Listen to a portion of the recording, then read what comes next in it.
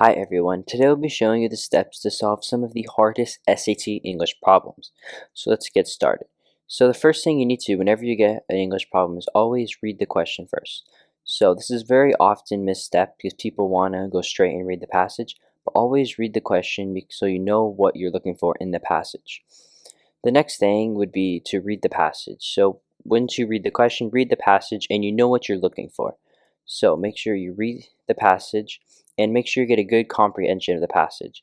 So underline, highlight, and just annotate the passage any way you can. And if you have to, reread it again to make sure you get the full gist of what the passage is saying. Once you read the passage, then based off the question, make a prediction on what the answer should be. So predict what the answer will be. This is important because usually for most of the questions, the answer to the question must be in the passage. So after you read the passage, if you make a prediction on what the answer would be, then you can go to the answer choices and see which one is closest to that, and that will probably be your right answer. And then number 4 would be to look at your answer choices to see which one matches up the best, or if you need to rethink what your prediction is and go through and make sure that you have the right idea. So to get started, here's one example problem. So here what I'm going to do first is I'm going to read the question, and it says, which choice best states the main purpose of this text? So I'm looking about what this text is about, what this text is trying to tell me.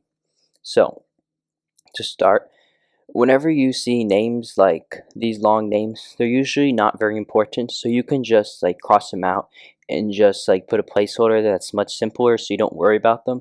So here I'll just call this person like person 1, person 2, and person 3. And then here, the scientific name for this plant, I'm just going to call it plant because that's a lot more simpler in my mind.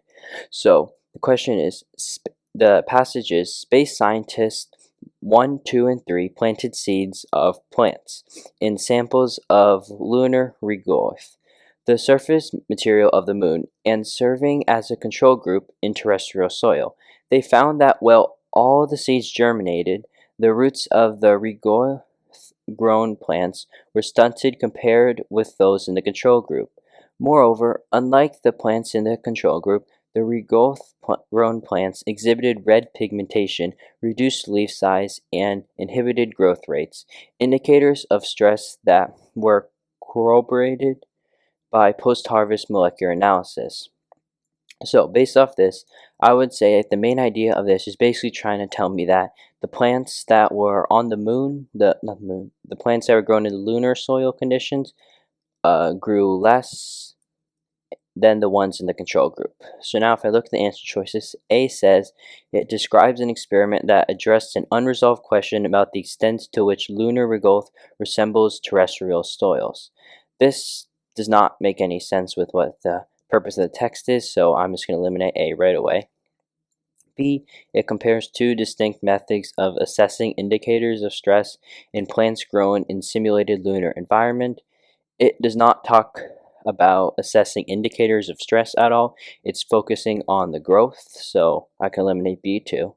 C, it presents evidence in support of the hypothesis that seed germination in lunar habitats is an unattainable goal. So it says unattainable goal, but if I look in the passage, it says that all seeds germinated. Well, this means that that is not true, so it can't be C. So all I'm left with is D, so it must be the answer. But just to read it, it discusses the findings of a study that evaluated the effects of exposing a plant species to lunar soil conditions. This makes sense with what my prediction was, and it goes well with what the text was about. So our answer here will be D.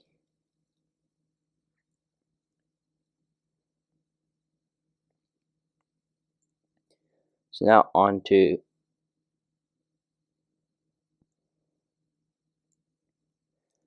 So now on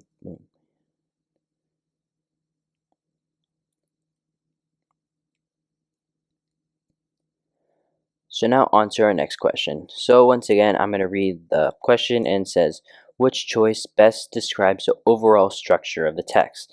So basically, I'm just reading to see what the structure of the text is. So, the passage says, changes to vegetation, cover, and other human activities influence carbon and nitrogen levels in soil, though how deep these effects extend is unclear. Hypothesizing that differences in land use lead to differences in carbon and nitrogen levels that are not restricted to the topsoil layer, 0 to 30 centimeters deep, this person and colleagues sampled soils across multiple land use types, grazing land, cropland, and forest, within each of several Ethiopian locations. They found, though, that across land use types, carbon and nitrogen decreased to comparably low levels beyond the depths of 30 centimeters. So, from this passage, you're asking for the structure of the passage. So you're basically looking of what to do first, second, and third. So first, I can see changes to vegetation, cover, and other human activities influence carbon and nitrogen levels in soil, though how deep these effects extend is unclear. So it's basically here is like proposing like almost like a question thing that they don't know the answer to, but they're going to solve. So first is like a question. Next here it says that they're hypothesizing, they're saying their hypothesis next. So the second thing should be the hypothesis. And then third here, it's saying that the person and their colleagues sampled soils across multiple land use types and within each of several Ethiopian locations. And then here it says that they found that across land use types, carbon and nitrogen decreased to comparably low levels beyond depths of 30 centimeters. So now it basically says the results, and you can see here that the results don't really go too well with our hypothesis, because our hypothesis was that in land use led to differences in carbon and nitrogen levels that are not restricted to topsoil layer. So basically saying that the different land should have different amounts of carbon and nitrogen, but you see in their actual results here that they were very comparable. So the answer should say something about the question. Should start with like a question, and then it should say how they go to their hypothesis, and then 3, it should be the results, and then it may say something around that their hypothesis wasn't true. So first, I'll go to A. It describes a phenomenon that scientists do not fully understand, explains the research team's hypothesis about the phenomenon, and describes a finding that led to refine the hypothesis. So here in the beginning, it's not a phenomenon because it's proven unclear in the passage. So I'm probably going to eliminate A, but I'll leave it in for right now just in case, but it's probably not right. B. It introduces an unresolved scientific question, presents a research team's hypothesis pertaining to that question, and then describes an observation made by the team that conflicts with the hypothesis. So first, an unresolved scientific question. Here it says how deep these effects extend is unclear, which is the first thing we got, so that's good. And then it says the hypothesis pertaining to that question, which is the next thing, so that's good. And then describes an observation made by the team that conflicts with that hypothesis. So here the results conflict the hypothesis. So all 3 of these things are right, so it should be the right answer, but let's go down to C. It discusses a process that scientists are somewhat unclear about, introduces competing hypotheses about the process, and then explains how a research team concluded that one of those hypotheses is likely correct. Well, it only introduces one hypothesis, so C is definitely not the right answer. And D, it explains a hypothesis that has been the subject of scientific debate, discusses how a research team tested that hypothesis, and then presents data the team collected that validate the hypothesis. So this, like here, scientific debate, it does not talk about scientific debate at all in the passage, so I'll eliminate D2, and then if we're looking B and A is not the right answer. B is, because B checks off all the boxes. A here makes a lot of generalizations and inferences that aren't right, so B would be the correct answer here.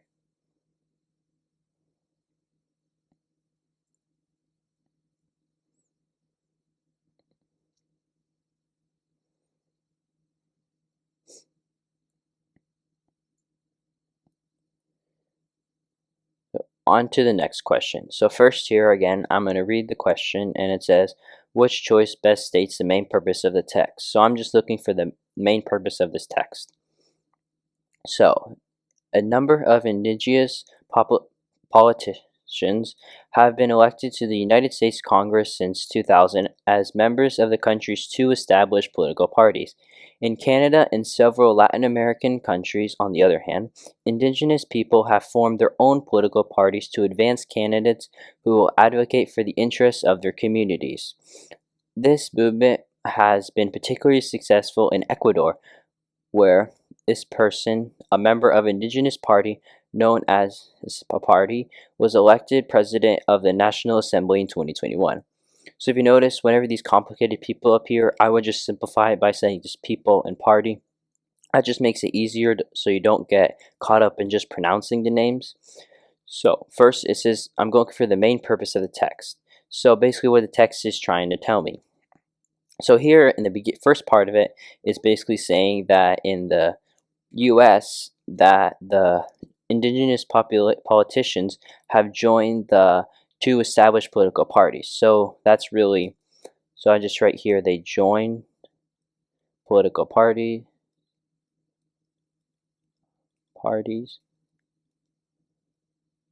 And then here after this, it's saying that in Canada and other Latin American countries, the indigenous people have formed their own political parties. So this is basically another way that they're doing it.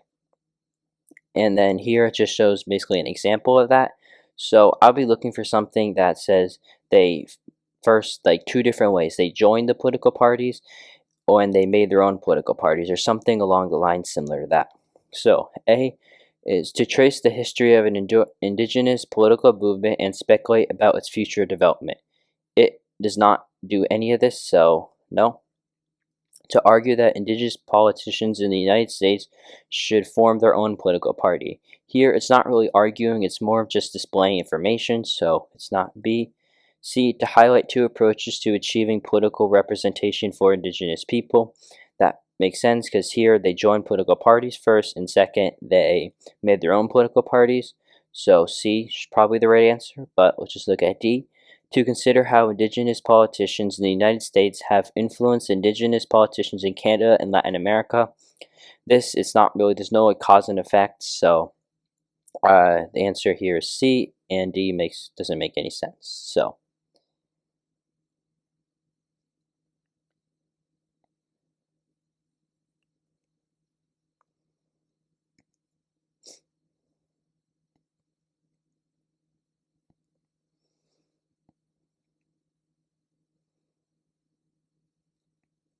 okay, on to the next question.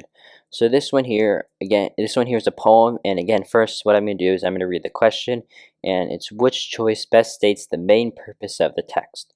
So now I'll read this top part here. The following text is from George Marion McLean's 1895 poem, Eternity. So now, the passage says, my spirit swoons and all my senses cry, for ocean's breast and covering of the sky. Rock me to sleep, ye waves, and outward bound, just let me drift far out from toil and care, where lapping of the waves shall be the sound, which mingled with the winds that gently bear me on between a peaceful sea and sky, to make my soothing slumberous lullaby. So I'm looking for the main purpose of the text. So the text basically here is saying how she's like kind of like peaceful with the sea and the sky. So the purpose of the text should probably talk about something similar around that. So if we look at A, to illustrate the increasing intensity of the speaker's desire to escape ongoing hardship by gliding on the ocean. This here is more of like an inference because like it does not talk about escaping hardship at all in the text, so I'm not going to eliminate A.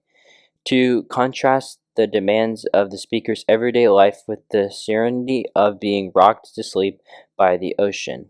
So this here again, it doesn't really talk about the everyday life in the passage at all, so I'll eliminate B. To convey the speaker's longing for the ocean to impart a sense of inner tranquility. That makes sense because that she's like at peace with the ocean, so it's probably the answer, but I'm gonna look at D. and to justify the speaker's qualms about being transported by the ocean to a quiet destination. That doesn't really make sense. She's not like justifying anything, and she's not like talking about being the ocean bring her to a quiet destination. So D is wrong, so C is the right answer. So with these like main purpose ones, a lot of them you just have to read the text, and basically what it's saying here should be said in the text, and it shouldn't be making many inferences like this right here.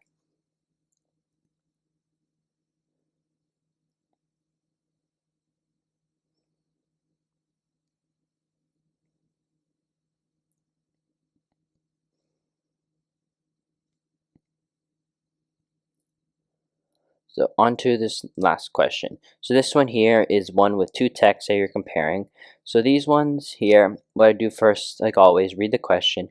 Based on the text, if this person in text 1 and the people in text 2 were aware of the findings of both experiments, they would most likely agree with which statement. So it seems like I'm going to be, based off what is said in text 1 and text 2, making an inference about what they both would agree with. So first I'm just going to read text 1, and it says soy sauce made from fermented soybeans is noted for its umami flavor. Umami, one of the 5 basic tastes along with sweet, bitter, salty, and sour, was formally classified when its taste receptors were discovered in the 2000s. In 2007, to define the pure umami flavor, one scientist and another scientist used broths made from shiitake mushrooms and kombu seaweed, and 2 panels of Japanese and US judges closely agreed on a description of the taste. Text 2 says, a 2022 experiment by Manon Junger and other people led to a greater understanding of soy sauce's flavor profile. The team initially presented a mixture of compounds with low molecular weights to taste testers who found it was not as salty or bitter as real soy sauce.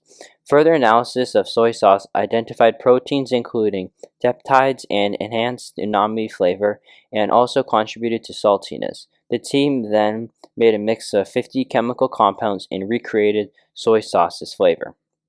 So I'm looking at if both of the people in both texts got the findings of both experiments, which one would the people agree with the most? So I'm just going to look at A because I don't really have a great idea of what they're looking for. So I'm just going to look at the answer choices first on this one to see what I should be thinking about. So A says, on average, the diets of people in the United States tend to have fewer foods that contain certain peptides than the diets of people in Japan have. So I'm just going to eliminate A right off the bat because it does not talk about diets in the United States at all in these passages, so this one here isn't the right answer. B, chemical compounds that activate both the umami and salty taste receptors tend to have a higher molecular weight than those that only activate umami taste receptors. So this one here, it does talk about molecular weight here, but it doesn't really fully like take both experiments very well. So I'm not going to eliminate it, but I'm just going to kind of iffy on it. Probably not the right answer. Looking at C, fermentation introduces proteins responsible for the increased umami flavor in soy sauce, and those proteins also increase the perception of saltiness. So here it's talking about fermentation, and here the only place fermentation is talks about is up here in text 1. So most likely this one's not going to be the right answer because it's talking about such like a niche detail in only one passage when it's supposed to be comparing findings in both experiments. So I'm going to eliminate C. And then D, the broths in the 2007 experiment most likely did not have a substantial amount of peptides that played a key part in the 2022 experiment. So this one here is making a inference based off the experiment here. What resulted from this, the results of this experiment here, how they would affect this experiment that happened before it.